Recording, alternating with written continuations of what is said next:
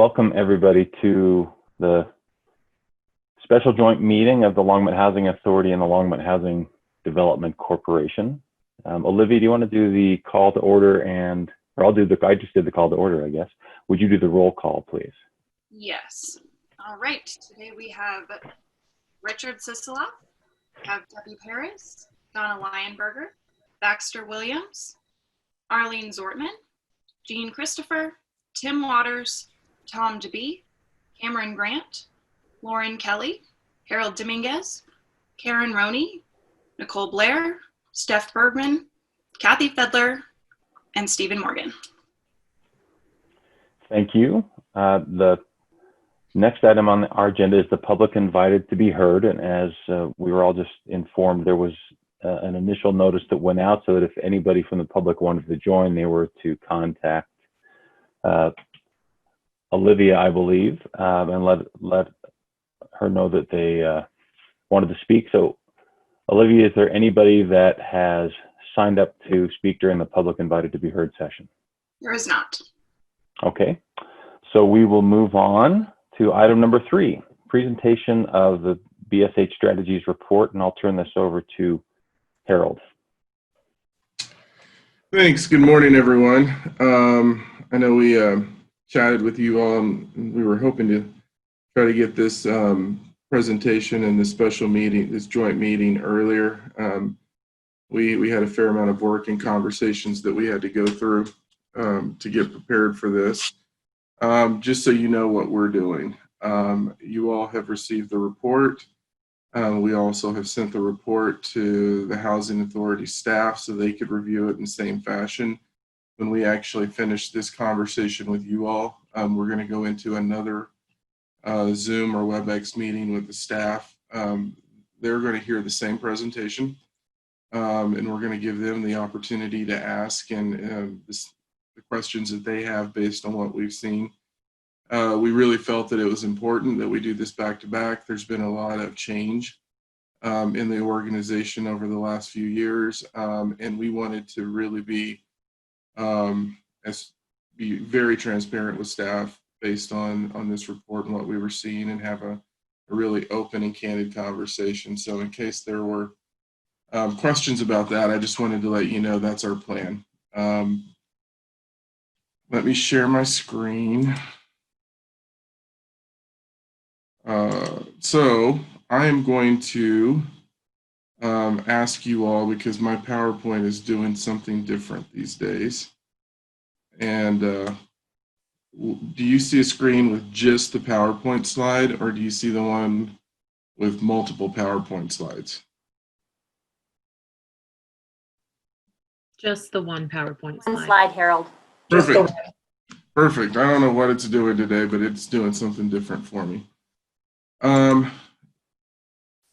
As we start off, again, we wanted to go back and anchor ourselves in this vision that the LHA and Jillian worked on this with us, and the city staff that we put together in terms of where we really want to be as an organization as we look to the future. This has really been that North Star for us in terms of how we approach things and what we try to do, and keeping us grounded in what we all fundamentally have to do for our community, and why this is so important. If you've heard conversations that we've had recently regarding issues with RVs, affordable housing is a significant issue for our community, and it touches so many things.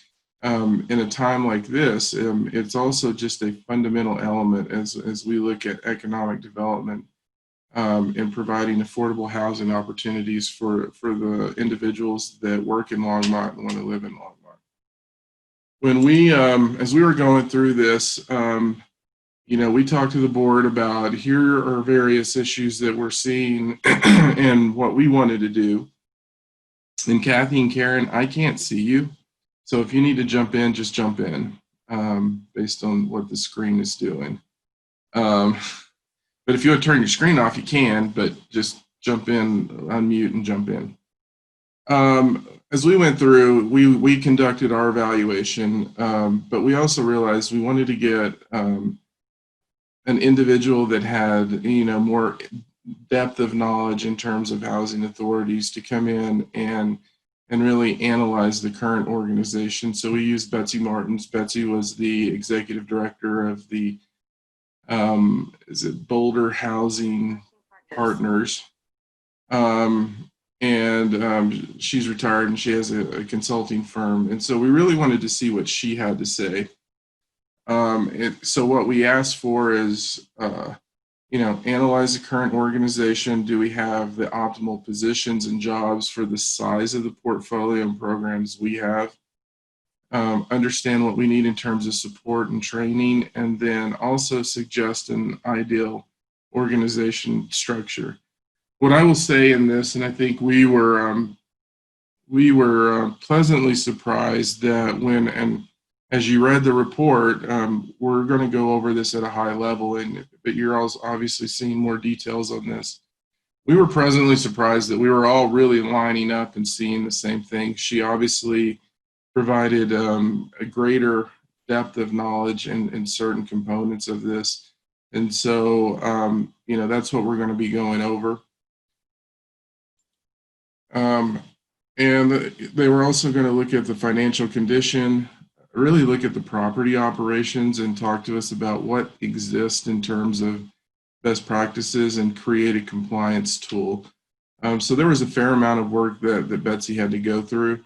And what you will see in some of these recommendations coming forward, you're actually going to see a follow-up to some of the conversations that we had as we started digging into various issues based on changes in personnel that we've all been made aware of that have occurred recently. I think we wanted to start off because as we have gone through this conversation, when you go in and you dig in and you try to understand an organization, and you tend to get lost on what's wrong. And as I've talked to Kathy, Karen, and the LHA staff, we're really at the point in this transition where we understand what's happened in the past. We know where we were. We need to now start looking to the future and really focus on what we need to rebuild. And there are some positives that are really important. The assets are in good shape. There's a strong balance sheet. And there's reasonable performance in the portfolio and balance sheet in terms of the occupancy and really just the revenue that we're bringing in. There's some more long-term questions that we've all been made aware of, but as of today, in these categories, we're in good shape. That's not what you will see in all housing authorities. I think as, excuse me, I'm having allergies too. As we've been having some conversations and talking to others, we've heard that people that we're talking to have worked with housing authorities that are in much worse shape. So, we're really pleased with this piece, and it's a strong building block for us as we move forward.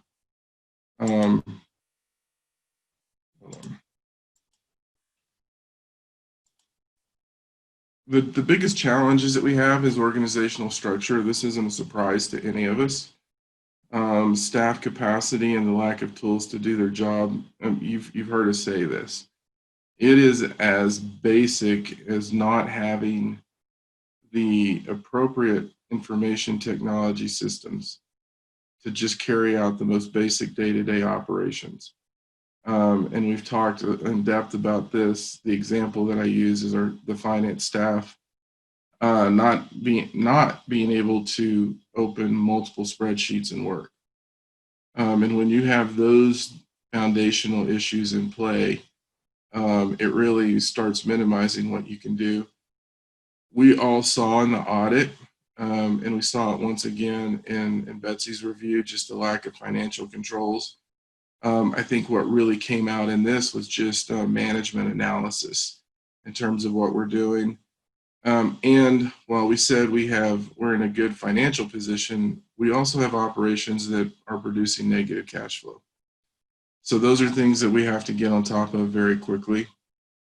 Um, Observations that create opportunity, roles, responsibilities, and structure. We'll get more in depth in this, but you've heard me talk about organizational culture, and if you can establish the appropriate a good organizational culture, any structure can work. But what you saw in the report is there's just some foundational pieces that we need to tighten up to really identify who does what, when, and where. Training has been something that has been really, we've heard from staff, we've heard it from this report, there has been a lack of training, and we need to really hit that hard quickly. Consistent processes and procedures, and we'll talk about this a little bit more, but consistency is one thing that I would say just generally we need to be really focused on. I've talked about equipment, I've talked about culture, and then I think we also have to look at, resident empowerment in this. One of the things that is a fundamental belief of mine is, the more we work, and this is as a city manager, the more we work with our community and empower our community, the more we're actually able to do, because that brings a resource that's not in play. And it's everyone coming together and working toward a common purpose. As we go into the recommendations, what I would like to do is hit these sections, and then I'm going to open it up to questions for you all based on these sections, because typically I like to get to the end of a presentation, but there's so much depth in the report. We asked you all to try to jot your questions down so we could move through this. So as I move through it, we will stop. I will bring Kathy and Karen in, and then we'll kind of get into the questions that you have on these individual areas. The thing that we saw when we were really starting to look at the finance side, and you can see this in Betsy's report, is that what we fundamentally had was a chief financial officer that was working in an area of really providing accounting services. Wasn't operating in that area of the CFO. And we had a vacant accountant position that we really need to hire and bring in to really start tightening up the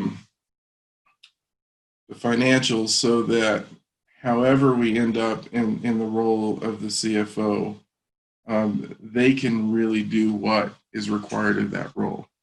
And it was interesting for us to talk to Betsy.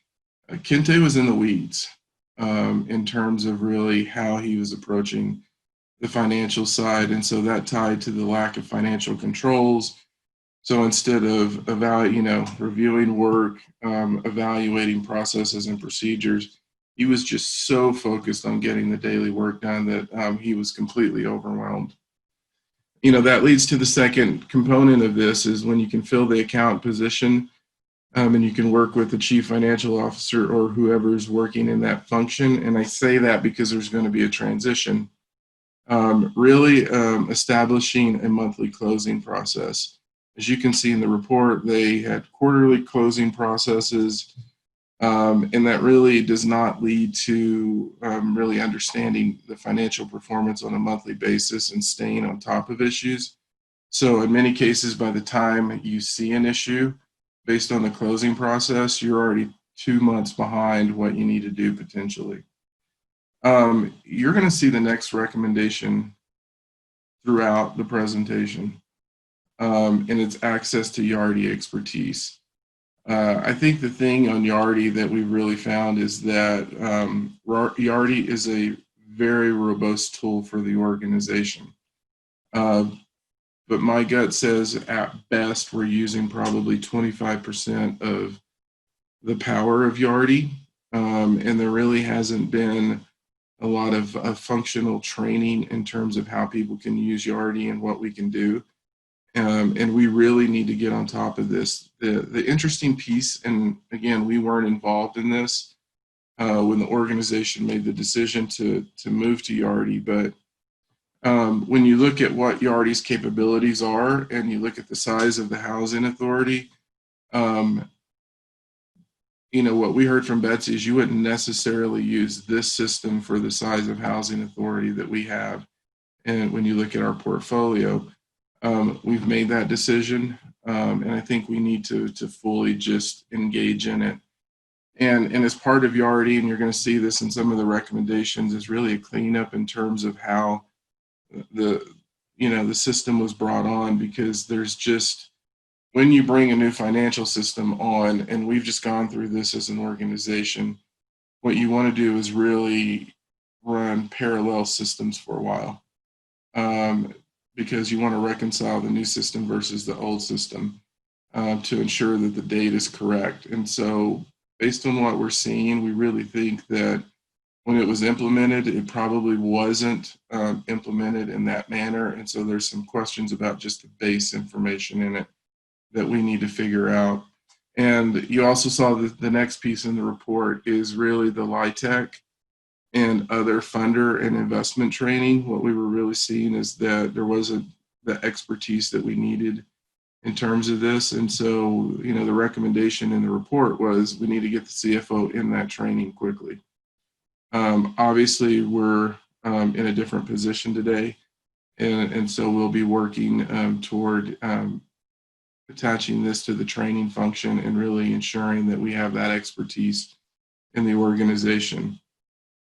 What you didn't see in the report, where we moved to pretty quickly once we received it from Betsy, was as we started looking at the situation, understanding where we were with the chief financial officer position and Kente's departure, seeing the issues that we had with Yardi, we very quickly came to the conclusion that we need to hire a financial firm that specializes in housing authorities to come in during this time frame and really reset our financials.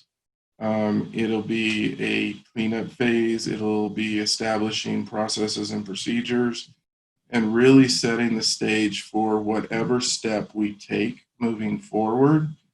We have a sound foundation and sound processes and procedures so somebody can actually be successful when they step into the role and assume this function.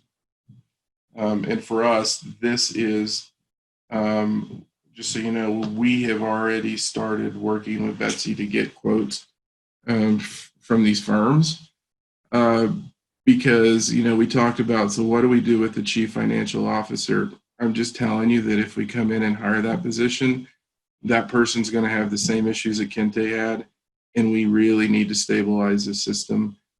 So whatever decision we make as a board, they can be successful. So at this point, I'm going to stop and let you all ask questions. I can't see the broad view based on the screen share. Are there any questions on the financial side? There was much more detail in the report.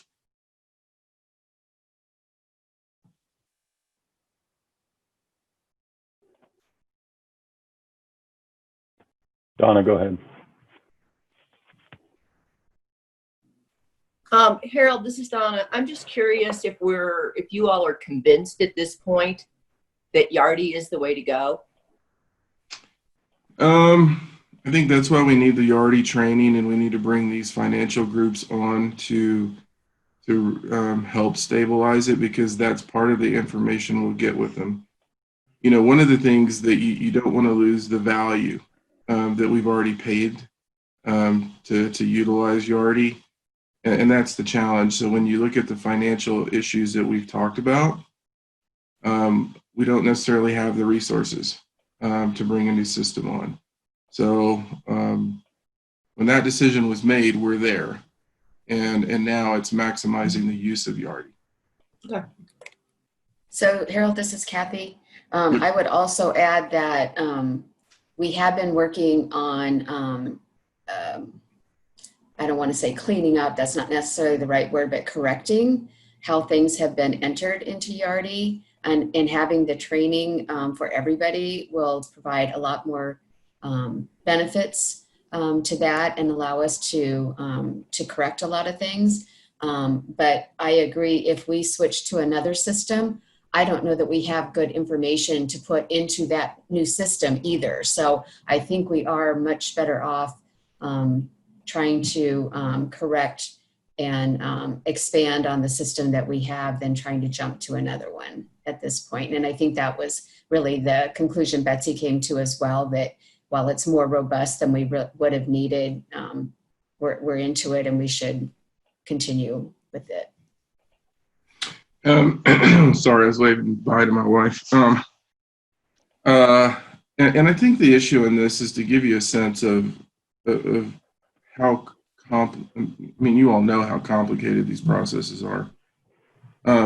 We went through what we're calling our HATS program, our Human Resource and Accounting Technology System. That was engaged when I joined the organization in 2012. They were in the RFP process. We're in 2020 and we're just now entering phase 3. And we routinely will put holds on moving into different phases based on issues that we've gone through the beta testing on a parallel server. We think it's working, we push it in, we find issues, we will hold on moving forward on bringing certain sections of that system into operation to ensure that we're on top of what we need. That's an 8-year process. It's probably going to be a 12-year process in that transition. I mean, that's the nature of diligence you have to go through when you convert these systems. And I can't see that happened.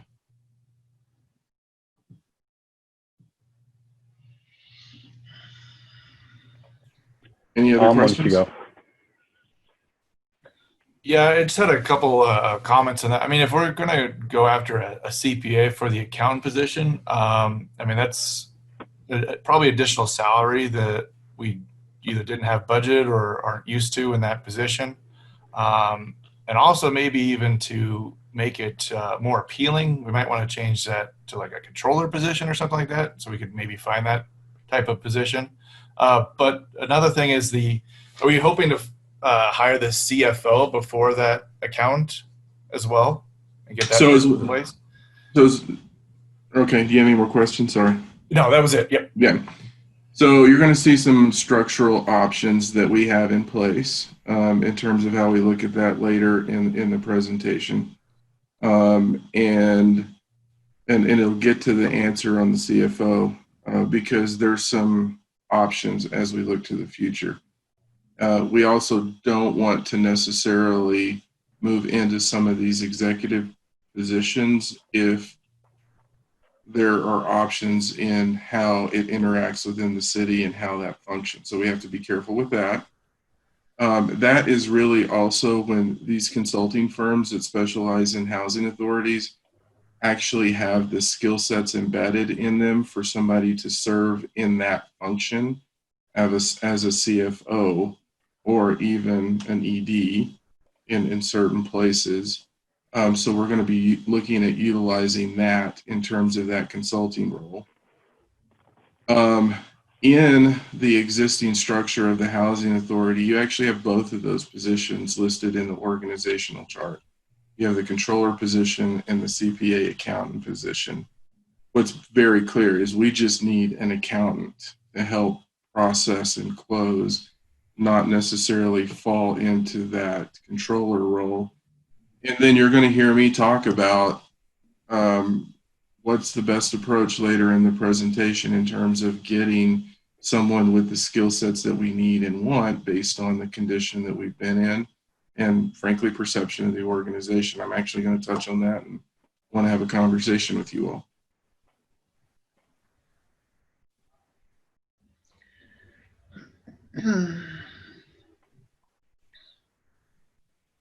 Any other questions? Harold, this is Cameron. Just a quick question. I'm looking at the recommendations with timing lists, and I'm knowing that Kinte is, I think he's transitioned out by this point. Is that correct? Yep, that's correct. Okay. So one of them is that he leave us with a plan, and they identified a number of items. Was that pretty thoroughly done, or how did he leave things, and where are we at this stage? I'll let Kathy jump in. You're going to see another slide just on who we've brought into this. So what I will say generally is, as he was leaving, we had Tracy and Kendra, and more Kendra in this case, spent a lot of time with him. We also brought Deanne Hansen, who is over accounting for art for the city, and one of Deanne's accountants, Susie, and they also spent a lot of time with Kinte pulling that together, getting Deanne access to payroll. So the first thing you want to do is access to the payroll system and how to do it, because you have to pay folks. So they went through all of those processes. Kathy can speak to in more detail on this. Kathy? Well, you pretty well outlined it. We brought in Kendra, who's the accountant for the disaster recovery program, the CDBG, and the home program in my shop. Deanne, who does, I forget her title. She's over everybody, all the accountants in the city's financial department, and Susie, who is one of the accountants in that department. And they spent several hours with Kinte on Friday, I think it was. And I told them, they schedule it for an hour, and I told them, do not let him out of the room until you have everything that you need. So it was like a 4-hour meeting. This poor guy. And then they had individual follow-up meetings with him as well. I think how I would summarize it is there was no written processes or procedures. If it was clear in his head, it was not clear in any written format or any kind of processes or flow. It was very difficult for them to get what they needed. And we can't tell for sure whether that was because he didn't want to share, or if it was because he didn't understand it thoroughly, or exactly what the situation was, but it was not the way you would want things to move forward, especially around your financials. So we are still doing a lot of scrambling around and putting together schedules and processes and procedures on how to move forward. I think we've captured most everything. Every so often something will pop up and we'll go, oh, we need to add this. But I guess I'll stop there. It was very frustrating, to tell you the truth. And I think the issue, and you see this in the report, really talking about the training for the CFO position and what it needed. I know Kathy's reached out to Lori, and in many cases, she's actually turned out to be more of a resource in terms of what we need versus what we were able to get from Kinte. And so, again, sort of reinforces we need to bring in that financial firm that lives and breathes this and helps folks to continue putting this together, because we got what we went through, asked the questions, but there's still a question in our mind of what did he really know, and is it accurate? And that's not a good place to be in. That would have been a question we would have had even if the position were filled. Harold, I think the only thing I would add is that, the staff have captured what they could from Kinte. They have a multiple page spreadsheet. And so have done their best to capture everything that questions and capture what Kinte can provide them. And so we started logging, information. So Karen, you You are doing it again on Zoom. So can Steph or can Nicole work with you on connecting via your phone I will for do. audio? I will do that. Any other questions on this section? Harold, this is Tim. Yep. Do you want questions just specifically on this section at this point, just limit it to that? That would be great because I would like to just catch these and then we'll go all encompassing questions at the end. Very good, I'll wait. Okay. Cameron, are you seeing anyone else? I think we're clear right now. Okay. Next section that we want to talk about is property management recommendations. And we'll talk about this. This is definitely an area for us that we need to spend, and we have been spending a lot of time. And we've even made some adjustments on our side in terms of how we're working to manage that. But I think, this is, again, the foundational issue of really needing to create a defined strategy for property management. And really, where are we trying to go? How are we going there? Creating standard operating procedures that are consistent amongst all the properties. So one of the things that we all know and that I've learned since I've been doing this and I'm part of the board, I think one of the challenges that we face is, and this is really a communication issue, but as things are communicated, we hear, well, someone can do this in this property, but we can't do it in this property. We know that people know each other who live in different properties and they communicate about what can and can't be done. And there's just no consistency. And so what that ends up doing for all of us is then we start this, what I call the spin cycle. And again, that is going to be a major component for us. We're working on it now and we're starting to do this. But it's creating a defined strategy. And I would also say consistent process procedures, standard operating procedures, so that when you do have staff turnover, you don't have people trying to figure it out. Again, here's another theme. You kind of heard that in the financial side. We know that there's a need for a maintenance tech, and this is sort of getting into a different conversation that we have in maintenance generally, but Dennis is really focused on performing many of the functions of a maintenance tech, and he doesn't have the ability to actually function as a maintenance supervisor. So we know that we need to do this. And then we need to create a team-based environment. You all saw this in the report, and you'll see this again of clarity of roles and responsibility, who supervises whom.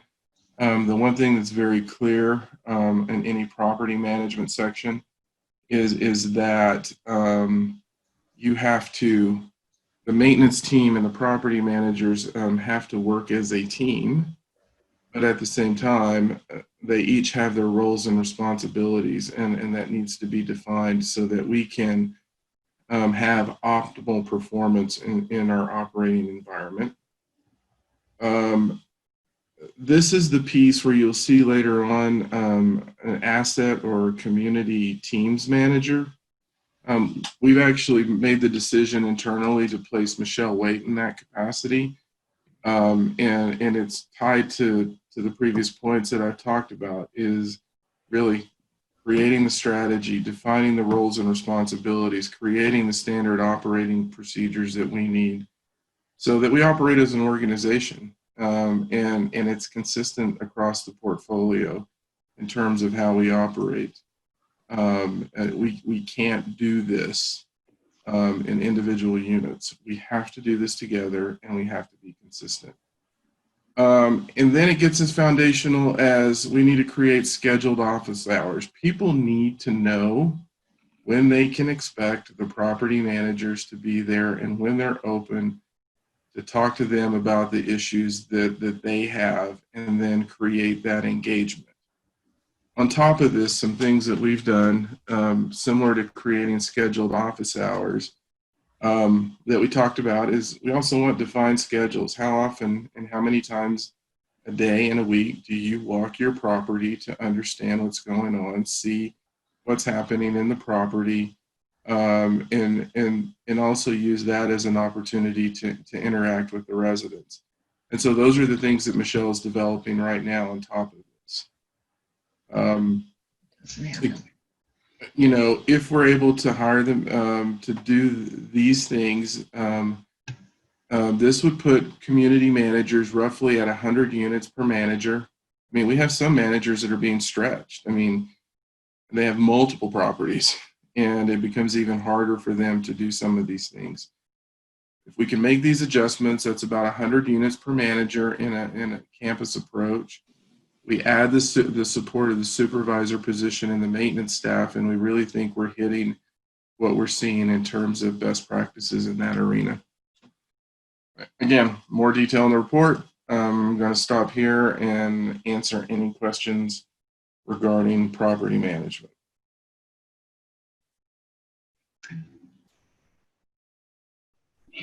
Harold? Yep. Yep. In the report, I did not see a recommendation for a separate community manager for Spring Creek and Fall River. And that you had mentioned you were planning to do. Are you still planning to do that? Because 4 properties, those 4 properties together are quite a load. And I kind of value the idea of having a separate community manager for Spring Creek and Fall River. Kathy, do you want to jump in, and then I'll jump in on that one? Kathy and Karen. Yeah, so that was not a, this is Kathy, that was not a recommendation of Betsy, but we think that is the better way to go, is to split those up so that no one has more than about 100 units. So our recommendation would be to have a campus approach, as indicated. And so Prairie Village would be a campus, Aspen Meadows would be a campus, downtown would be a campus, Sunset would be a campus, and then Hover Crossing would be one. So there'd be 5, and the teams would be made up of the community managers for each one of those, and the maintenance tech, and assigned maintenance techs for those campuses as well. And then having a regional property manager that would be over all of those, we think would be a better structure. So that's kind of the direction that we would be heading. Okay. And that's actually a good question, Jean, to kind of, so everyone knows this. So you're seeing the art come into this, whether it's this or anything we do when we work with consultants. We take their recommendations, but then we also take our experience. And you're going to see in this, there are things that we're differing on. And it really is about our experience, and we'll do what Kathy just did. We'll jump in and say, here's what the consultant said, here's where we are, and here's why we're in a different space. Generally, we're in the same space as a whole. It's just the nuances and how we carry it out. Sure.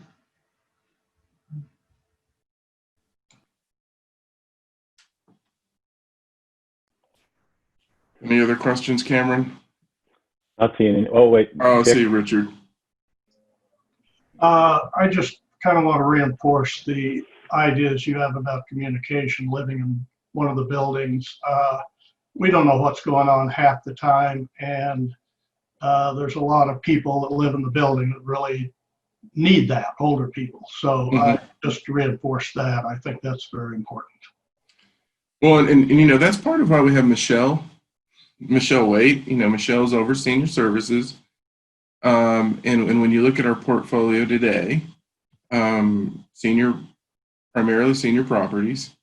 And, you know, Michelle's also bringing her staff in to assist in this, because one of the things that we learned in what we do on a daily basis is how we communicate and how often we communicate. We do it differently for different groups, even as an organization, based on the situation we're dealing with. And I think she's bringing some great experience in this. And So that was part of the decision. And then Steph is on this. So Steph Bergman, Steph is part of our public information team. She's embedded in community services, and what you're going to see in terms of that communication strategy is it really is going to be this holistic strategy that she's going to be developing flyers, information sheets, and then we're going to start pushing, and everyone's going to have the same thing.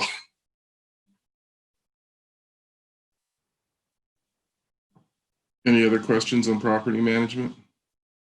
I see Tim. Tim? Yeah, maybe it's just a follow on to this. Carol, are you confident? And maybe from our residents, we should get an answer to this question. How confident are we that we understand the forms that we need to utilize for effectively communicating with residents? I don't know how many of our residents spend a lot of time online, how many are dependent on, printed materials, face-to-face communications. But it seems to me this is, of all of the other issues, right, systems issues, from finance to accounting to maintenance, at the end of the day, all of those are exacerbated because we never had a good communication plan. And the last time we went through a transition, we chose not to go deep with residents on what they need, what would be the forms, and how do we message, et cetera, and how do we listen well. So I guess I'm wondering, how confident are you, and what more should we hear from residents about? These are the ways that we need that would be most effective for us in terms of communication. So Harold, do you want me to answer that? I'll let you jump in, and then I'll give a different, not a different, but something we're learning in our world based in the times that we're in today. So go for it. Yeah. So Tim, yes and yes and yes. So, and to build on what Harold talked about as far as Michelle Waite's role, initially we did not envision Michelle stepping into a supervisory role over the community managers, but it became pretty clear with Michelle being the point person for resident complaints and just what Betsy had in a report about, the lack of procedures and consistency, and managers doing the best that they could without grounding of consistent procedures. We decided a couple of weeks ago to move Michelle into that role, to really try to provide more structure and consistency. And part of this is really about what is the best way to communicate with residents. So you're right, there are folks have all different kinds of capabilities in terms of virtual access, no virtual access. And so part of the conversation, part of what Michelle is doing with community managers is starting to identify what's the best way to be able to communicate with residents in our various properties. And there's not going to be one size fits all. And so that's the other thing that Michelle is working with community managers on, is that we have to have multiple ways of communicating and interacting with our residents based on what works best for them. So yes, we don't have it down yet, but it is absolutely something that we are working to discover and to figure out our best communication strategies. And it's really difficult right now, obviously, to meet in person, but that might mean that we have multiple smaller meetings. So we're really looking at a variety of ways to accomplish better interaction and communication with residents in our properties. So I'll jump on that. I don't know if you were going to follow up on, you said you were going to follow up on that. Yeah. Karen, I appreciate that. If there were two people I was going to pick out to be on the case, it would be you and Michelle. So I appreciate that you are. But I know how significant a need this is and how challenging. Yeah. And you don't have a better person than Michelle Waite who understands that. Her life's work over the last 40 years with the city has been in making sure that our older adults have purpose and meaning in life and thrive. And so she is on it for sure. So what I will say is communication's never perfect. Every emergency action that I've gone through and after action review, I have yet to go through one where communication is not something that you list as something to improve on. So is it going to be perfect? No. Am I confident that in what Michelle is hearing in terms of residential interactions and what she's handling, that we have probably the best sense that we've had in a long time on this? Yes. And what we've learned from COVID is we have to use every venue imaginable, whether that's online, whether that's print, meeting with people. It really is going to be a multi-venue, multi-pronged communication approach. And I'm going to tell you, we're not going to connect to someone. And the key is this has to be an evolution in terms of how are we learning and improving when we find those areas where we don't connect to someone. So Harold, I'll make one more comment and then I think Gene's next. Can I just on this issue? Yeah. As you said, you've never gone through an AAR or any kind of review without communication surfacing at some point, and I get that. I'm certain that will always be true, but that I think makes the case for, as we do this and we translate this report into objectives with timelines and who's responsible, et cetera, and so we can evaluate progress. There's some baseline data just on this communication issue that we could collect now, and honestly, that's a place where board members could give some help, not laying all that on Michelle and her staff. Even if there was a way to collect some, to go through a data collection process through interviews or survey, just to set the mark for where we are now, to mark progress. And we have a fairly stable audience, right, or group of participants we could go back to. Right. Say, here we rated on a scale of, on a Likert scale, 1 to 7 or 1 to 5. Here's where we are now. Here's where we are 6 months from now, a year from now, 18 months from now. If we just go back to the same group of residents to say, what's different 6 months or 12 months from now? Right. And that's not technical work. That is work that we could help with, or, if you wanted to involve board members in some way moving along with implementation and monitoring progress. And I think that ties into what Karen talked to us about. Was it the last meeting, Karen? In the conversation work where board members would partner with staff members and we would have conversations. Correct, Karen? Right. Right. And I think if I'm understanding Tim correctly too, is as we work to improve the communication with the residents, that I think you're suggesting is we take that opportunity to measure that, to kind of set the benchmark set what it is now, and then really continue to track that in terms of improvements. Yeah, the metrics won't be, hard scientific measures, and they don't need to be. But this communication is one of those areas where evaluation of progress is challenging if you're not clear where you started. And you have some consistent feedback from a consistent audience that's been the recipient or a participant, right, in the whole communication effort. So the methodology is not tricky. It's just doing it, right? Yeah, right. Yep. And I think that ties into what she talked about in the work that we're going to have to engage in with staff on this interview process. Right.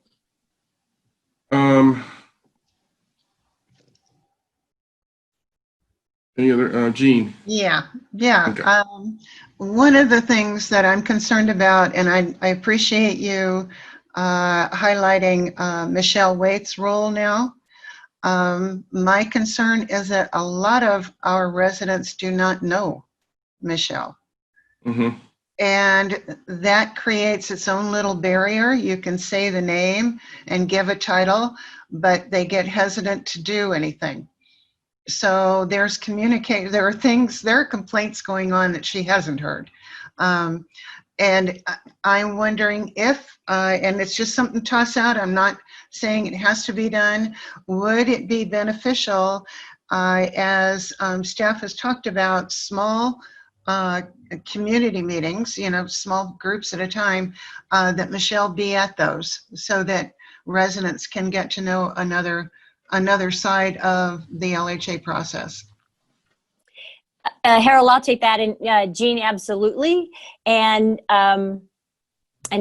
not only will Michelle have a role, but she has also assigned we have now 3 senior resource specialists. And so we have assigned liaisons of those 3 specialists to various properties. So this is something that we just are doing right now. And so absolutely, to have a way to introduce to the residents of the various properties and communities, what our senior services staff roles are and how they complement what the community managers are doing. So that's a great point, and I appreciate that. I appreciate that perspective. I'm glad to hear the progress. Thank you. Yeah, great point. I think the other thing that we have to be cognizant of, space is an issue too, and how we bring people together. The COVID world has just been interesting for all of us. We had an issue where we were meeting and we had some anxiety because of people potentially being sick.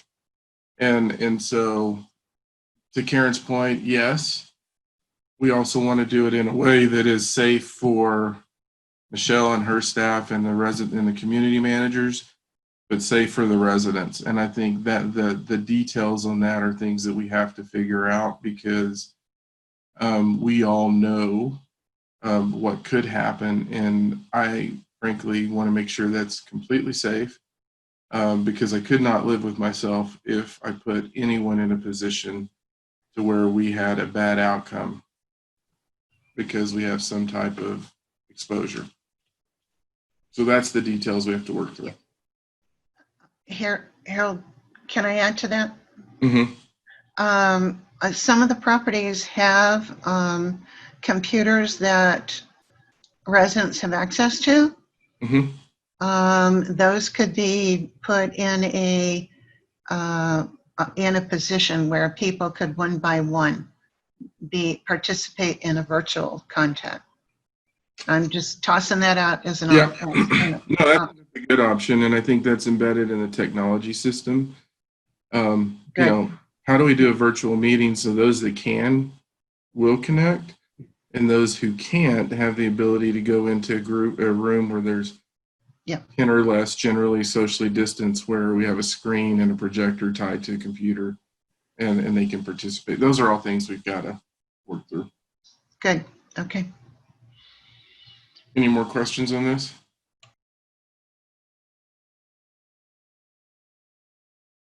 No, not seeing any. Housing Choice Voucher Program. We have to lease the vouchers up now. It's been interesting. I've had some good conversations with folks, and what we have available and what we've heard and what that really looks like. And one of the things, I had a conversation with Debbie and Thaxter, and there was some information I learned in that about, well, there's not more vouchers available. That's not necessarily what we're hearing. And but the challenge is you have to utilize your vouchers, because if you don't utilize them, they'll be taken away. And the more you utilize your vouchers, the more opportunities you potentially have to get more vouchers. And at the end of the day, in terms of really how that program works, you saw what Betsy said. This is another example of we need to very quickly get training on the voucher program. We need to be able to use the HUD forecasting tool. We need an administrative assistant to help manage that world, because there's a lot of processing that's going on in this. And once again, you see the Yardi consultant, and you see Yardi, and I didn't put consultant in training. Once again, you're seeing Yardi consultant and Yardi training. This is foundational to providing housing for members of our community, but also shoring up the financial side of the organization because of the resources you get via the voucher program.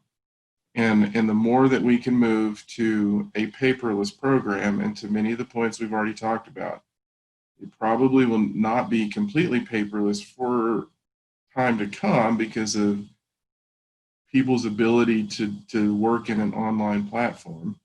And I say this because my mom, she's 88. If I ever asked her to do this, she can't do it. And I end up doing that remotely in a lot of occasions, but we really need to bring this together. But our foundational recommendation is, and we're getting quotes on this right now, is bringing in a housing choice voucher consultant that specializes in this. They can stabilize it quickly, lease the vouchers up as soon as we possibly can, create the processes and procedures from a best practices standpoint, so that we can move. And there are those consulting firms out there. There are a couple that are really good. What we're also seeing is some of these also have the ability to bring in other expertise to look at the broader housing authority world.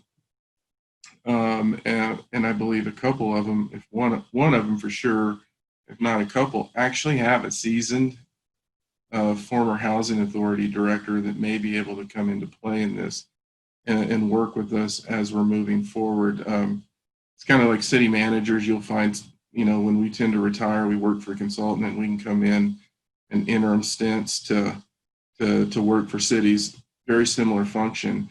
And so for me, primary recommendation, something that we're getting information on that we need to act on quickly, similar to the financial side, is really this HCV consultant, and getting that going, because that has so many impacts the organization in so many different ways, and impacts the community because we're getting people housed.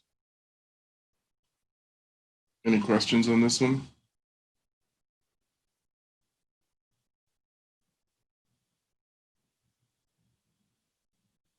Not seeing any. Administration. When we talk about the budget issues, the biggest thing, consolidating back office functions, IT, human resources, purchasing, risk management. Purchasing's in there twice. Really consolidating that back office function. You've heard us talk about economies of scale. And I think that would go a long way to also, just from standard operating procedures. When you look at it, on a daily basis now, this happens anyway, but in the COVID world, in so many cases, we point people to our human resource department because they're also, from a staff perspective, has to be a safe place where people can go and talk about and deal with their issues. That doesn't exist. From purchasing perspective, we know we need to tighten that up. Again, to kind of Kente's point and what we saw when we had the lightning strike, we have a risk management department, and when we have those issues, they handle the insurance claims and really move through it. Kente was doing that work. He was handling the insurance claim based on the lightning strike. And again, that's not a place you want to be in with that role. We and Betsy both feel that we can expand and redefine the role of the executive assistant. And those are some of the things that we're looking at now. Once again, you're seeing develop solid procedure manuals and increasing the training, hitting that standard operating procedure. And for me, that's going to be foundational to the next point. Decision-making has been consolidated into the executive director role. And that's not a good place for an organization, because what that tends to do then is slow down the response to issues that can be handled at different levels within the organization. And this really is about managing within your level and empowering people to make decisions but you can't make that switch until you actually develop the solid procedures and have the training in place so that you position people to make the best decision that they possibly can. And so from an administration perspective, you're seeing this tie into some of the other components that we've talked about. Are there any burning questions on this section?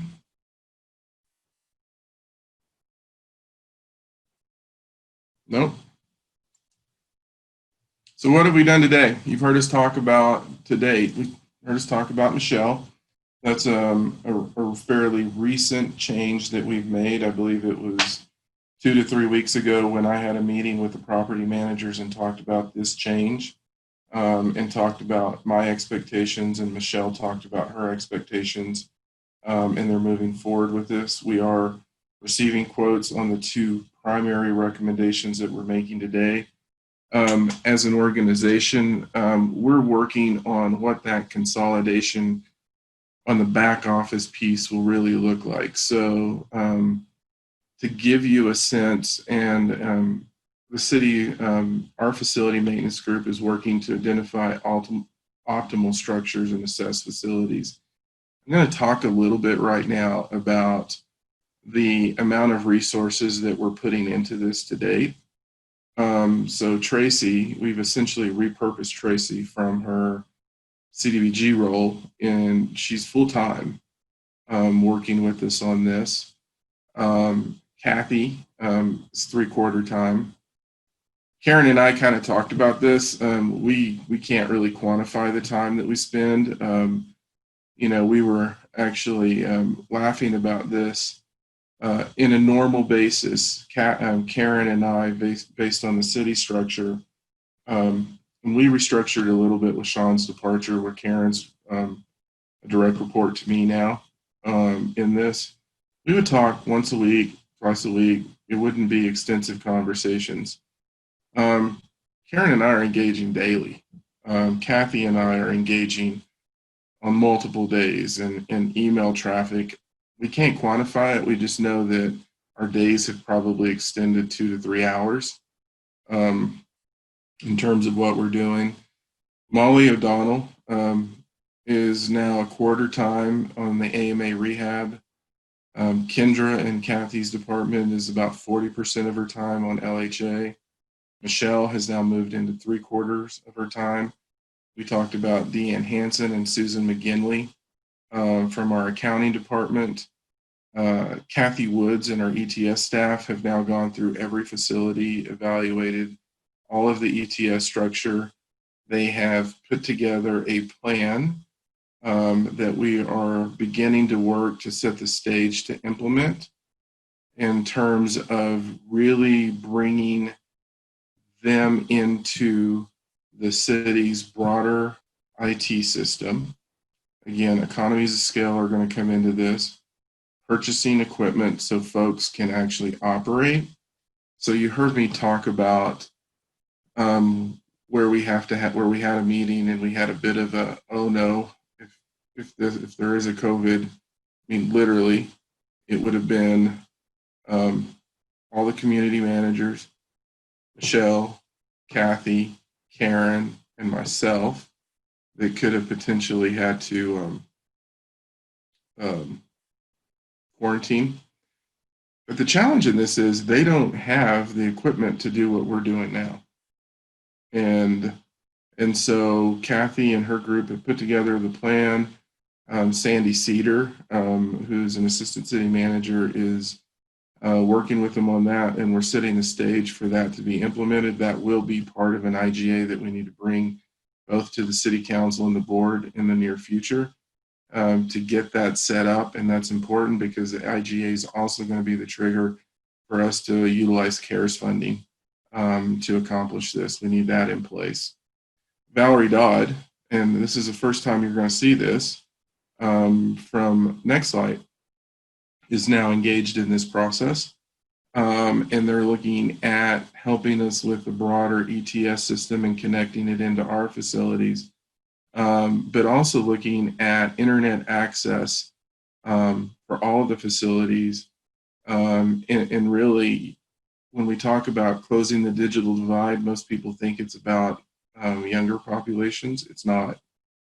And how are we creating systems that are consistent across the portfolio where we have a single provider because we think we're losing cost. We're not as efficient and effective as we can be by having multiple providers.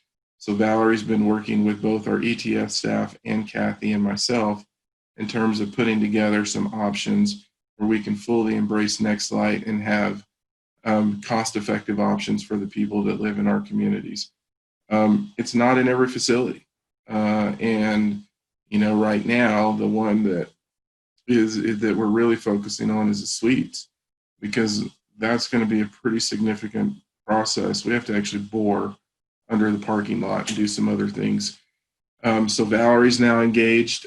Jeff Cedar and Cameron Brush, they are our facility maintenance staff. They're doing a couple of things. They have gone through and they've looked at the facilities. They're working with Joni Marsh, who's the assistant city manager in this area, and really looking at what is potentially the best structure in terms of a broader integrated maintenance component. But they're also engaging on the development and construction side, talking about what do we need to put into facilities when we rehab or construct that has longer lifespans, so that we're not building something and then very quickly getting into a replacement cycle. The best example of this is as simple as the choice of the air conditioning units that we have and whether or not they're designed for ongoing use in a residential component versus probably being more in line with a hotel. And so they are working closely with Molly on the AMA rehab to really create more sustainability in terms of how we approach these projects. And in addition, Joni's also bringing in building inspection, fire inspection to do a wholesale review of all of the properties in terms of pulling the plans together and getting us the information to understand what's the current state of affairs. Is it consistent with the as-built plans so that when we have issues in the future, we're not all scrambling, which then ties to the ETS world. And what we're really looking at as we make the conversion is moving into more of a Microsoft Teams environment, which then connects to, and I may get real techie on you, and so if I am, stop me. It basically allows us to structure the files in the system in a way that is conducive and intuitive for anyone that steps in, so that they're connected to the facilities, and essentially there's a hierarchy where I will see everything, and then as you move down, people will be more focused. But if I have a question about Spring Creek, I don't go into a standard operating drive and try to search for it. I click on Spring Creek and I can find the file. So those are some things that we're working on there. So as you can see, we've got a lot of people that we're dumping into this, to the point of this really is the magnitude of what we're dealing with. And this is an opportunity for me to also say to you all, this isn't, I think a lot of times we talk about, it was really sort of the situation at the suites that may have been the impetus for this. I'm going to be very clear on this one. This is not new. This was decade, if not decades, in what was happening. And I'm not sure if any of you have ever had sort of this level of detail in terms of what we're dealing with. So a lot of staff, we're dumping a lot of staff into it right now. Any questions?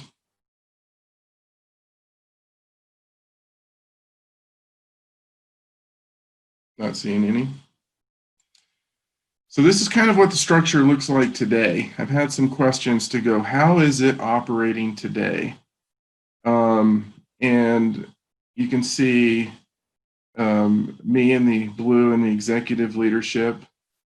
The red categories, you have Kathy and Karen. Karen is really working on staff development, resident services, and then the cultural transformation. And you can see the different staff that we're bringing into play.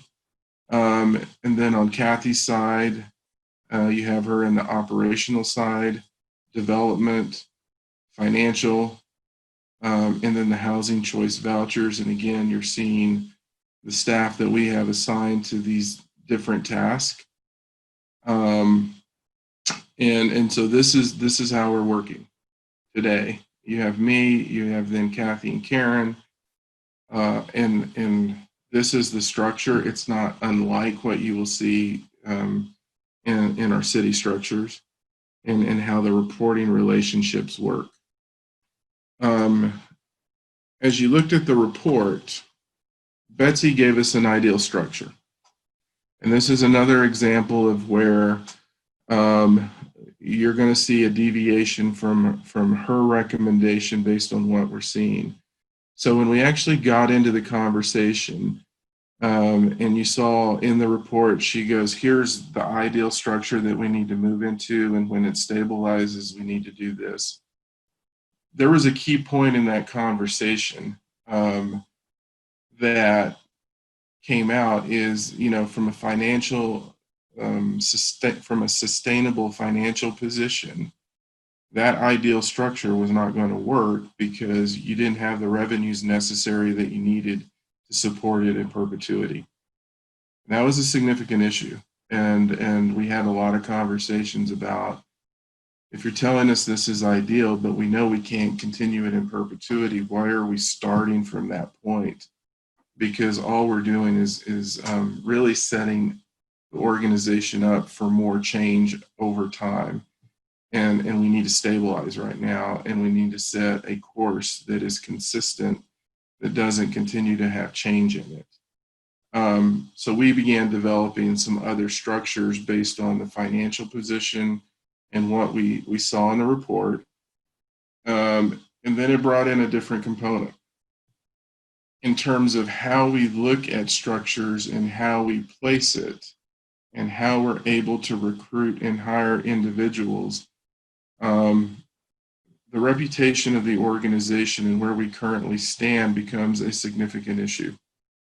Because if we're not in a good place from a reputation standpoint, it makes it much more difficult to get good people and the people that we want to fill these positions. And so from that standpoint, we said, here's where we are today, and you saw that structure. Here's where we think we need to be for the next 12 to 18 months. And what you're seeing in this is you still have me in the position of the executive director. You can see how we've carved out our assistant city manager of internal services that has all of the back office functions that we talked about. You have our external assistant city manager looking at facilities, generally maintenance, security. Security is a big issue that we've heard from residents and that we've heard from the property managers. And then our custodial services. We really think there's, again, a broader economy of scale we can take advantage of. You can see community services still here, but in a slightly different position. The one thing we know is we need to keep the connection so that we can really take advantage of the housing programs that exist within the city organization and what we're doing from a housing authority perspective so we can maximize the impact to our community. You see the administrative coordinator, that's what we're looking at in the redefined role, but then looking at a deputy director of the housing authority, then pulling finance, housing choice vouchers, and regional property management into play. I will tell you on the finance side, we're still having a lot of conversations. When we talked about all the people involved, the person I didn't mention was Jim Golden. So Jim is our CFO. Jim is working, Deanne and Susie work for Jim. Jim is engaged in the conversations with us. And so we're still in the point of what's the best fit there. We don't know. We think this needs to be in place, Karen, Kathy, I would say 12 to 18 months in terms of the stabilization in this type of structure. We're also not saying that this may be the immediate next step. There very well may be a hybrid form of a structure coming in based on the consultants and how they're playing in this. So you heard me talk about one of the consulting firms may have somebody who is an experienced housing authority director. That person may slide into the box that we have for the deputy director position. So there's a chance you're going to see another structure come forward between the one that we're currently in and this one that we're talking about. That then takes us down to the road to where we really stabilize and hit many of the issues related to foundation that we've been talking about in this report. Then it gives us the ability to look at a couple of things. Do we, at that point, look at going into more of a traditional housing authority structure in this form, based on where we are and where the financials sit, if we're able to expand the housing choice voucher program and bring more revenue in? Or do we look at a more integrated model within the city organization? And this is where you see a city LHA chief financial officer. You again see the internal, external components. You see our public information team coming in and providing those services.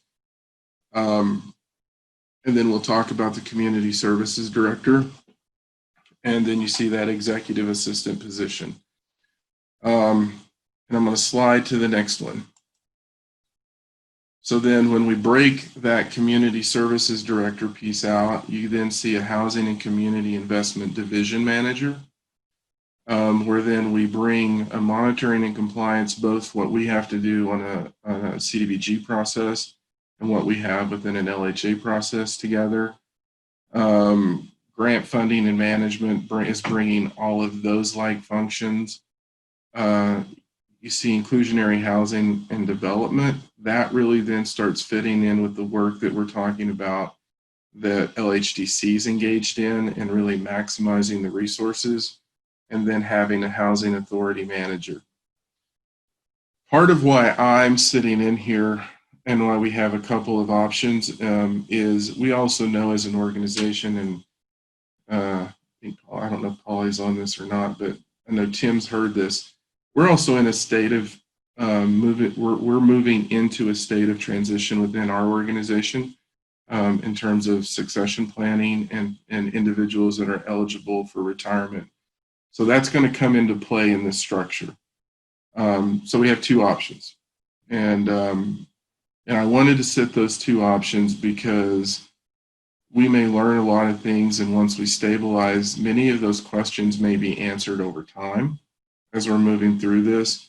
But then there's some philosophical questions that I think the Housing Authority Board, the Housing Development Corporation Board are going to have in terms of, and if there's thoughts on this process, we'd like to hear them as we move through get through these next few slides, or one more slide, in terms of what that's going to look like in the future.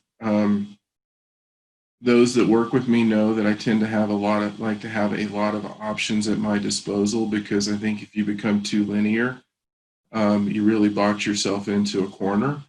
And what I mean by that is if you go, well, when A happens, B will happen, and then C will happen, and then for some reason B won't happen, and then you sort of get locked up again, which is I think what we've been in many ways in this over the last few years. I want to go, A happens, I can go to B, C, or D. And then from B, C, or D, I can go to E, F, or G.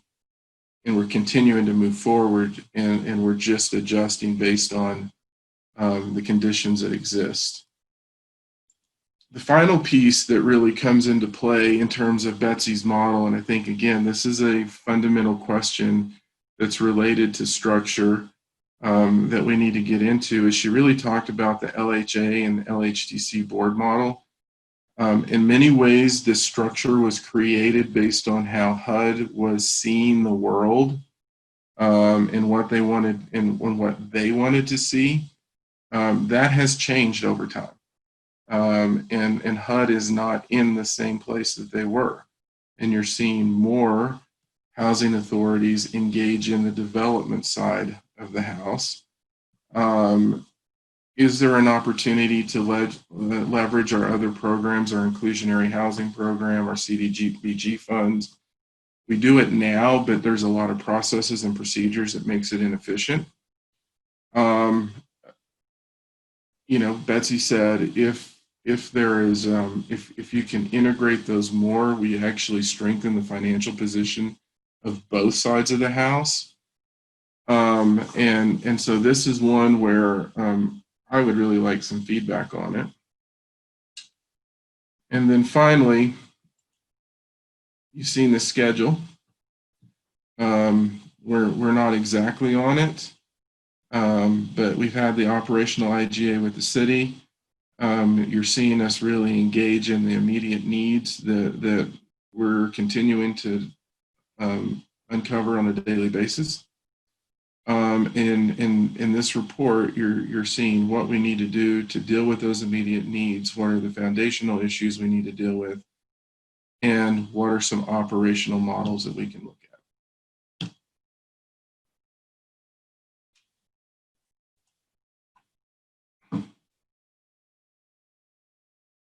Questions, comments, thoughts? What did you like? What did you not like? Are we on the right track?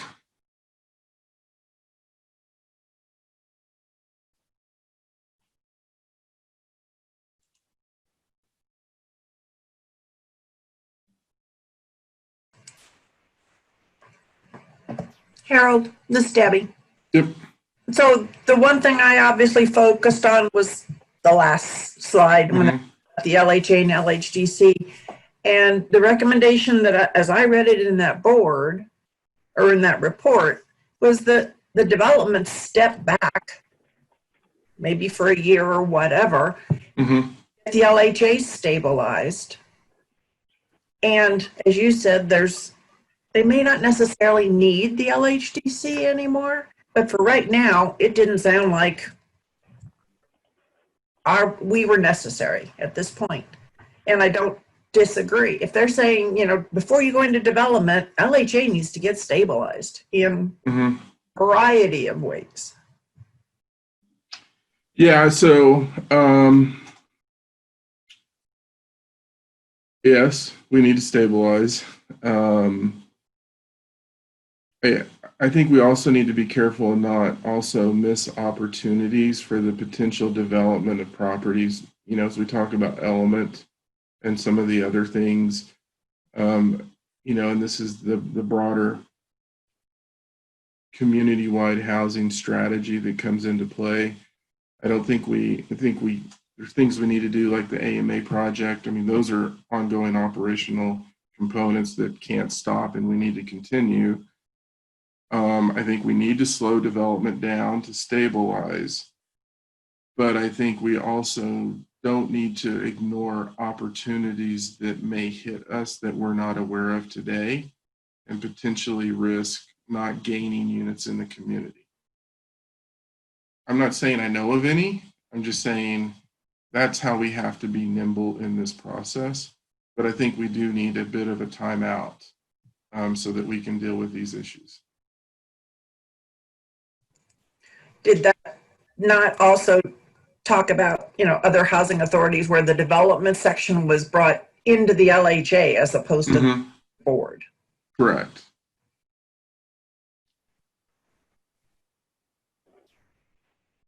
Tim?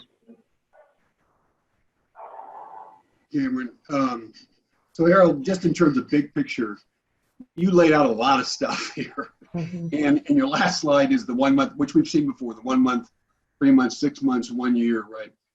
So each of those translate into decisions that need to be made within that time frame, right?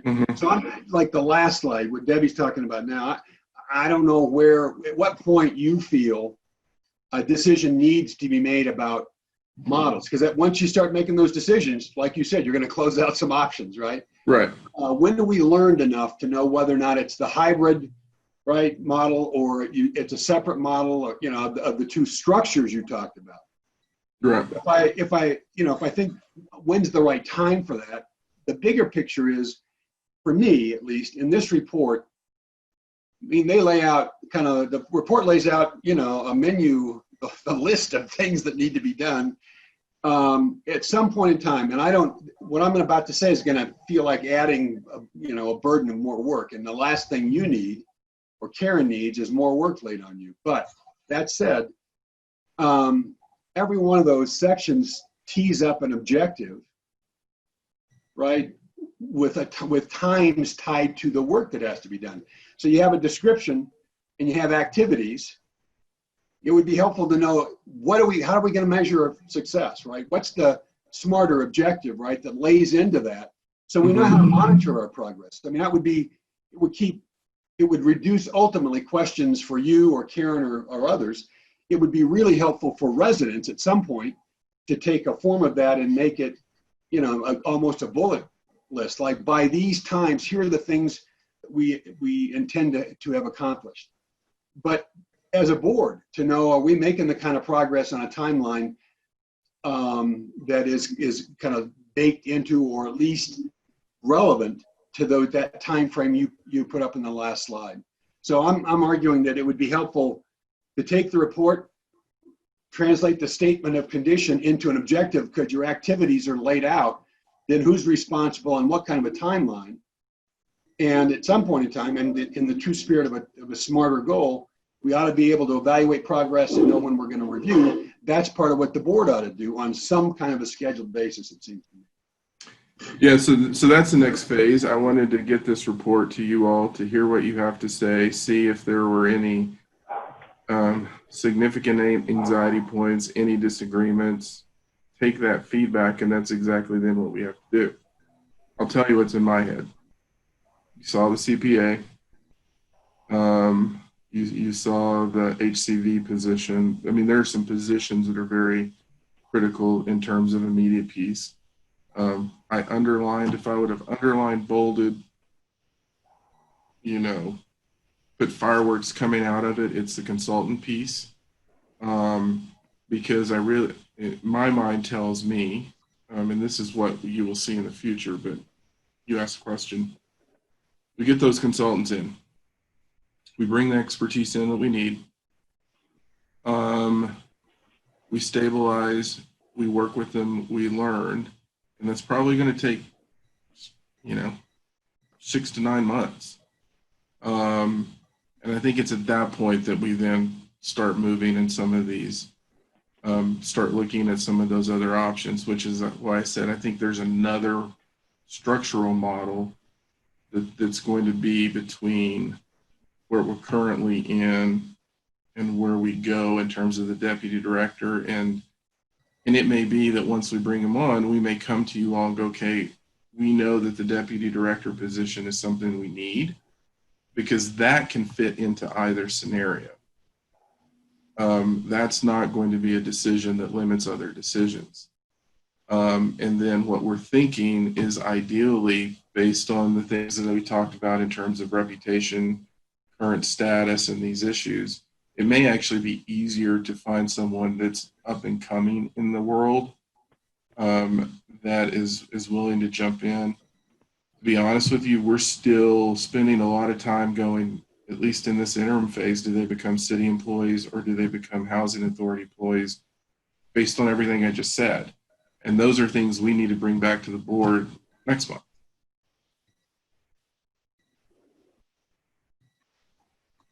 I think I saw Arlene raise her hand. Yes.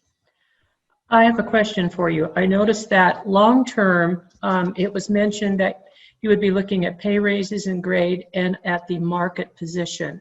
You're looking at hiring people right now, such as the accountant and some of those. How are you going to be able to get qualified people in if you don't have this in place? So that's what our HR department's working on right now. in terms of establishing the markets. And again, it gets into the question, if we hire those positions within the city structure, we have those markets established. Mm-hmm. And it's really then looking at the market for the housing authority, of which they have already obtained that information for all of the positions, and they're putting that together. Okay. So yeah, we wouldn't post it until we have it to make sure that the markets are appropriate. And again, that's a standard operating procedure issue that we've seen. There's not necessarily a pay plan that I would like to see in terms of how it's built and defined and based on market. Okay.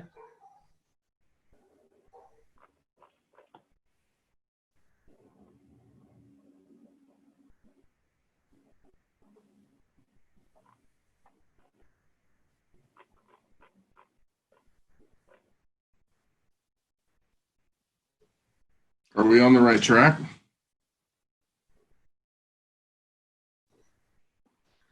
I think so.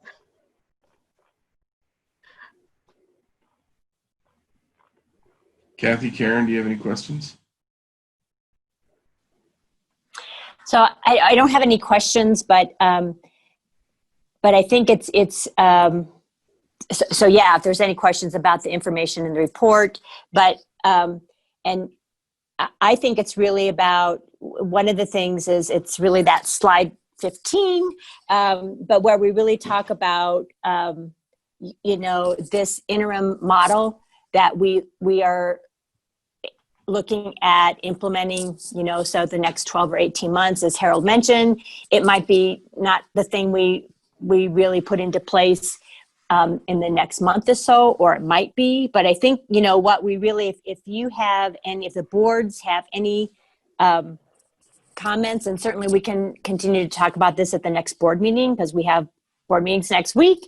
But in terms of that, at least that hybrid model that we laid out, that Harold talked about, as far as moving forward, in the relatively short term, that Harold would remain in his role as executive board member, and to really be the person that really serves as the LHA executive director, and to really look at how we're going to contract out those back office support functions, that then that really we can focus moving forward on very specific strengths and things that we need to do to strengthen, I guess I should say, the financial operations, our housing choice voucher program, as well as doing the work that we need to do on regional property, basically the management of our properties. So in that scenario, we would be looking at bringing in someone that serves as a deputy housing authority director, if you will. So with Harold maintaining the housing authority director role, we believe that, again, that gives us an opportunity to bring someone in that is that's developing, that's on a track to move into an executive director role, and gives that person the opportunity to be mentored by Harold, to get the support of the other city functions that we would be contracting with, and as far as an IGA, and to really strengthen those core operations of the housing authority, and set us on a path for stability in the next 12 or 18 months. So if the board has any direction, like, stop, don't even think about doing that, we think there should be some other path we should go down, I think that would be really great to know.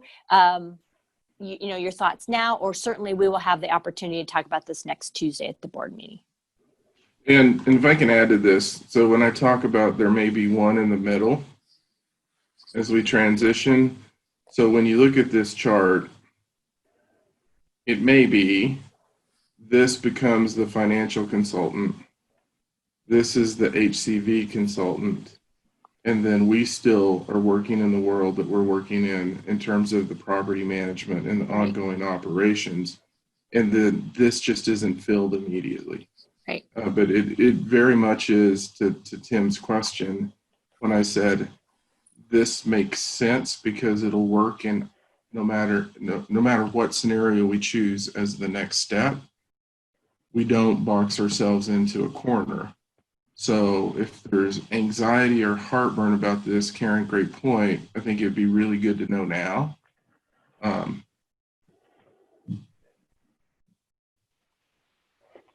I think Lauren had a comment, and then Tim.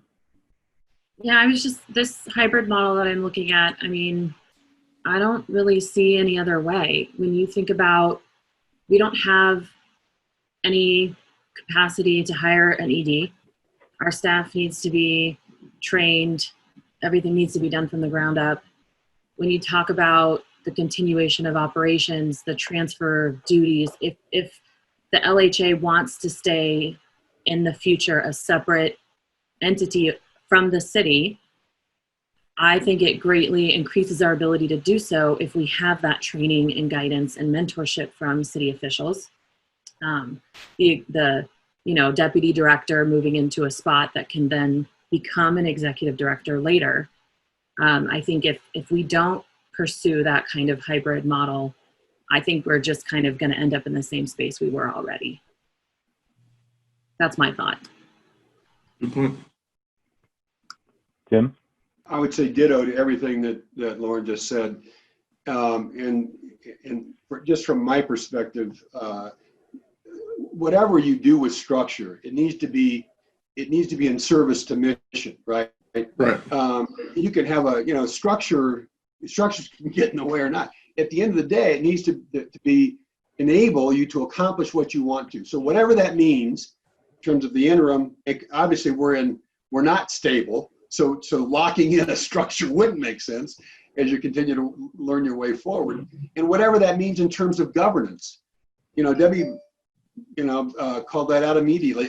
From my perspective, whatever ultimately the combination of these boards, turning one or both into an advisory board or a policy board for what you're trying to get done. At the end of the day, all that has to be what best serves what we're trying to get accomplished here, right? Given what we've learned. So.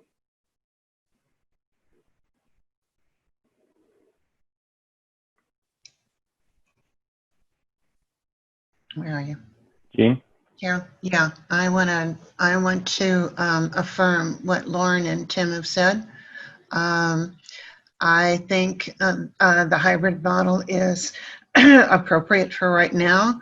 And I'll be honest with you, I would not challenge going completely under the city and the board, as the LHA board, the LHDC board, becoming policy boards rather than the kind of boards that we have been. So I'm ready for a shift. I'm ready for the change, and I totally support right now the hybrid model for sure.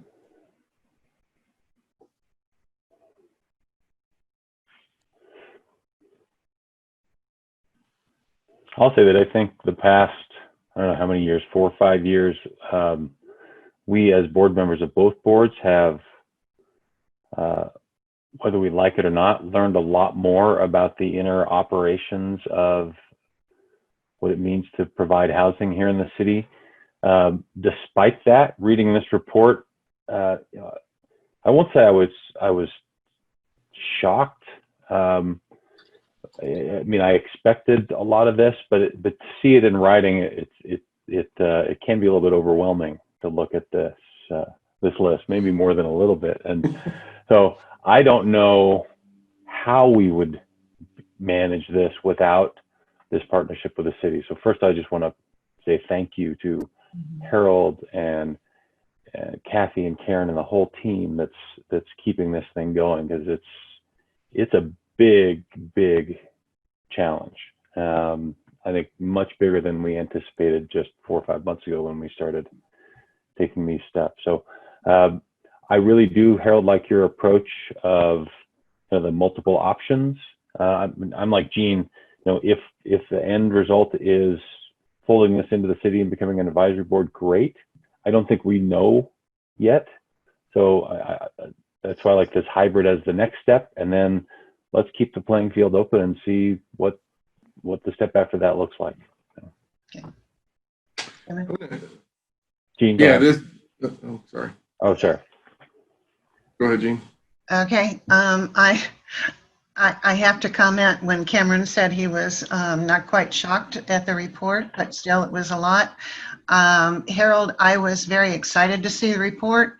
Having been on the ground floor and been in that job, I was delighted to see all of the issues surfacing and seeing some recommendations for them and seeing some progress made. So the report was no shock to me. It was a delight to read, to be very honest with you. So thank you for getting it done. Well, Kathy, Karen, and Betsy, I'm not going to lie. I mean, there's days when the three of us get together. I think we're like deer in the headlights kind of approach. I do want to say this about LHA staff, city staff that have come into this. There's an evolution that we've gone through. So when we were thinking about the back office pieces, I think everyone came into it. How can we, and again, I'm just going to be candid. How can we keep the existing structure and not necessarily do certain things? And it's funny, every time we've had a group come in on the back office function, they start off at that point and they end up, if it's going to work, this is how we need to do it. And you kind of see the deer in the headlights. But the point of where I'm optimistic, because this is invaluable. Passion and commitment and working within a culture that is built on teamwork. You can get those three things. It doesn't matter what structure you're in, because those will override everything. And as of yet, I haven't had anyone go, I don't want to do this, I can't do this. They bury their head and they keep moving forward. And so that's why I'm optimistic about where we're going, because no matter where we end up, we're heading now in a direction and we have answers that at the end of the day is going to be better for the community. And to Tim's point, what's our mission? Our mission is to provide housing for the most vulnerable in our community. And everything we do has to be about that and serve them to the best of our ability.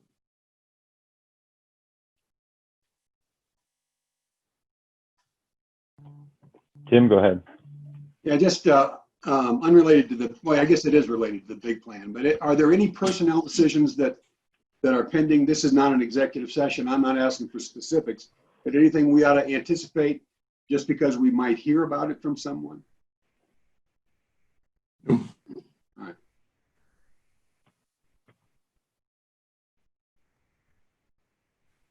I've got a question for the board. And Debbie and Thaxter know this because I've asked them this question. You heard me talk about reputation. We're not. We haven't made a decision, but as we're moving into these interim positions, and you all have been living this for far longer than we have, do you think we would be better suited as we create some of these positions, hiring them through the city structure or hiring them through the existing structure of the housing authority?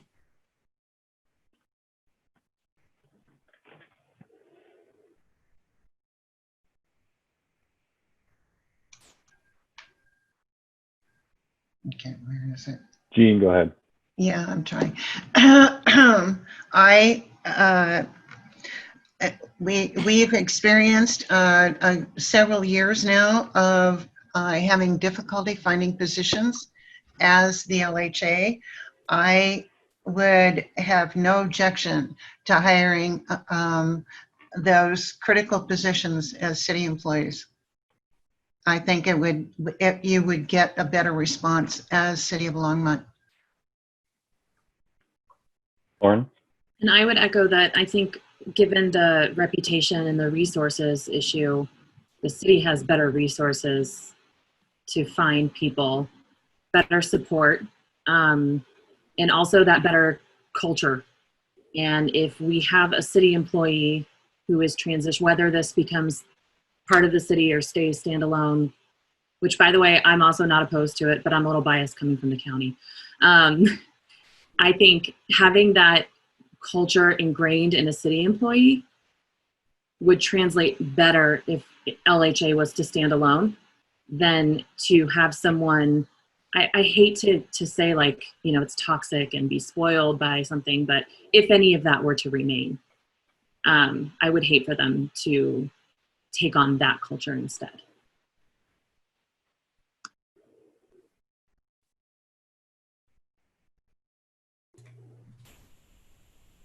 Tom?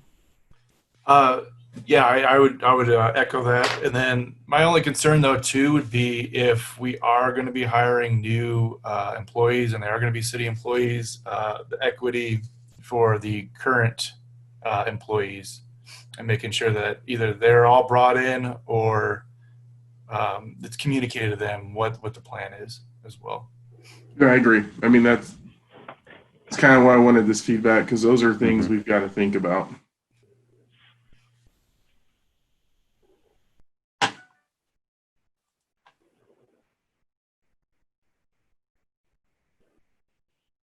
Any other thoughts?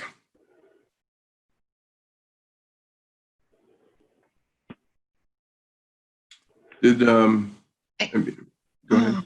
Yeah, I would like to request that you email. At least I would like to see the slides that you presented. I'd like to think about those before the next board meeting. Good. If there's an opportunity, could you email those to me? Steph, or can you get that to the boards? The short answer is we can get it to the board. Yeah. Absolutely. Great. And, you know, and Harold and Cameron, we are scheduled to hold our staff meeting at 10:30. So we just have, we might need to be working on the wrap up. Yeah. So we can set up for that next board, not to stop the conversation, and we'll have a chance to do it again, you know, next Tuesday. But yeah, we do need to be wrapping up in the next few minutes. Yeah. So I guess the last question I have for you all, and you've answered this. I think we all went into this with not knowing what this is going to look like, what we were going to get. Is this meeting your expectations? Are you seeing the progress you want to see? Are we doing what you all wanted us to do as we were digging into this? And in your mind, when you said, here's what I want to see in 3 months or 2 months, is this what you wanted to see? Is it more? Is it less? You let me know, because this is a feedback moment for me. Tim, and then Lauren. I can't imagine where we'd be here from March to now. I can't imagine with the conditions. LHA wouldn't be a going concern. We'd be so floundering, in my view, that I'm just deeply appreciative of what you and Karen and Michelle and Kathy have all done to take on you had full-time jobs before this one, and you've all taken on another full-time job. I don't know how you're doing it, frankly. Don't ask my wife. Don't ask my wife. I'm sure. So I'm very grateful. We're probably further down the road, or at least where we need to be, with what we've learned, what you've laid out today, and what that timeline looks like going forward. So yeah, and then to some of that point, I'm looking at budgets. I am going to have to do some IGA stuff for Karen and Kathy and the folks that are working on this in terms of that. And I've got Joanne working on it, so know that's coming for those folks. Lauren, did you have something? I just want to echo that. I think that this is exactly what we needed. I don't feel like there's anything missing. And I just want to reiterate thank you to you guys, because it is a lot of work. It's way more than I think I'm doing. So really appreciative. And I'll say that it's more than I envisioned back in March, but as it unfolds, I can't imagine us not digging into the level that you're digging. And so I'm fully supportive of the path we're on.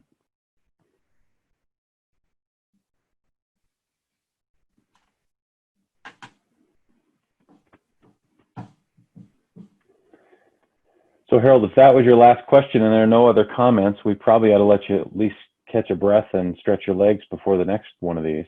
Yeah, I appreciate it. Yeah, so we will both, I think both boards convene next week, so we'll give some thought to all of this. We'll take a look at the presentation slides that get sent out, and we'll revisit this next week. In the meantime, we're ready to adjourn. So yeah, the one thing I wanted to say too, Cameron, is I talked about trying to set up time to meet with you all individually. It's just been a bit of with everything going on, studying this, it's been a little bit hard. That's not lost on me. I think after this, that'll free us up so I can start having those conversations. So I haven't forgot about it. It's just we're all trying to manage the world of COVID and all of our lives. You know, and Cameron, the only thing I would say would be welcome, Arlene. Oh, that's right. Yeah, that's right. Yeah. It's like we just jumped right in, and Yes. so welcome, and we look forward to our meeting next week. Yes, out of the frying pan with. and into the housing authority. Yeah, sorry for drinking water out of a fire hose today as your first meeting. All right, well, if there's nothing else and there's no objection, I will declare this meeting adjourned, and we'll see you, half of you at least, next week. 8 o'clock Tuesday morning. Yeah, 8 o'clock Tuesday morning. 8 o'clock Tuesday morning. Very good. Thanks. Thanks.